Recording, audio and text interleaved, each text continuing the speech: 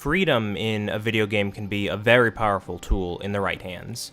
This is why people like Skyrim, it's why Breath of the Wild is a masterpiece, and it's why Prey 2017 has become one of my favorite first-person shooters. With a whole host of tools, customizations, and puzzles to solve, Prey was designed from the ground up to encourage player freedom and creativity. The most evident place to start making a game experience unique is with branching skill trees. This sets up a simple goal and reward system to incentivize the player. The reward is perks that grant the player more proficiency and new powers, as well as encouraging them to find a niche in how they approach the game. There are abilities that make the player move faster, take less damage, start fires with their mind, and a whole host of other abilities. Through these skills, anything is viable, even becoming the most lethal DHL courier who ever lived. Choosing a playstyle and perks is only half the system. The goal for the player is finding the perks to spend. This comes in the form of an item, the neuromod. Each neuromod found is a point to spend on perks. These neuromods are scattered in all sorts of places around the map, often behind locked doors and in hard-to-reach places. All of this incentivizes exploration and traversing the game methodically. With an open world of 14 distinct sections to see, there are plenty of neuromods to find, places to explore, and quests to do. The size of the map is complemented by good level design that fosters the player's creativity and critical thinking skills.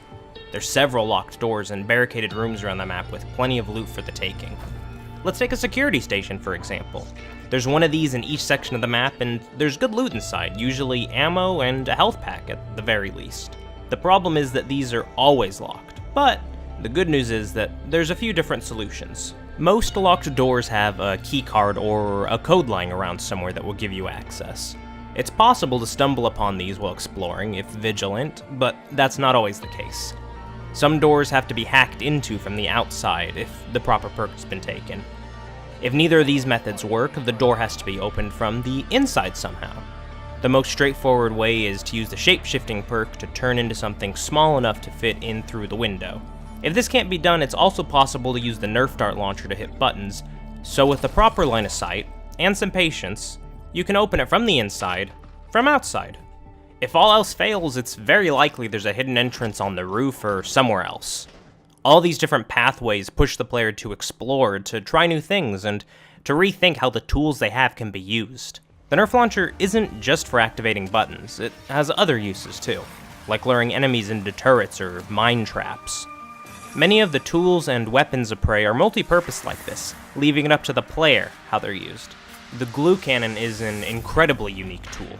In combat, it can be used to freeze enemies or to build barriers, but its most fascinating use is to create staircases to otherwise unreachable areas. The movement potential this brings to a first-person shooter is amazing, but my favorite tool in Prey has to be the recycler charge. You can think of this like a frag grenade, but in reverse. Instead of exploding shrapnel outwards, it sucks everything nearby inwards. Obviously, this is super effective on enemies. Most of them, at least. The recycler charge can also get you into areas that you couldn't otherwise go. Some entryways are blocked by giant crates that can only be moved with the DHL courier perk. But even these are no match for the recycler charge. On top of this, the recycler charge produces raw resources for crafting from whatever it sucks up. The recycler charge recycles the objects. It's also important to note at this point that Prey uses a grid-based inventory system. Because of this, the player has to decide what they want to carry and what junk is actually junk and can be tossed. Or they can take all their junk and toss it into a big pile, and then throw a recycler charge at it. Boom! Inventory cleaned. And you get resources from it. This right here is why it's my favorite item. It's such a common occurrence in inventory-based games to spend more time organizing items than collecting them. I'm looking at you, Skyrim. It's so cathartic to throw it all out, implode it all up, and then get a reward for it. More games need to implement this. I'd be remiss not to talk about crafting in this video. Firstly, the recycler charge isn't the only thing that recycles your stuff. There's a machine, aptly named the recycler, that does the same thing. The recycler charge's name is a little less clever now that we know they just recycled it. Okay, I'm done recycling jokes now. Items break down into 4 types of resources that can then be used at the crafting station. It's 2 steps, that's it. No memorizing recipes, it's got an informative UI, it's simple and clean, the way crafting should be. Of course, the usefulness of the system is more important than how it works. Healing items and ammo are fairly limited drops in Prey, and it's very easy to go from well-equipped to in desperate need of resources after a big fight.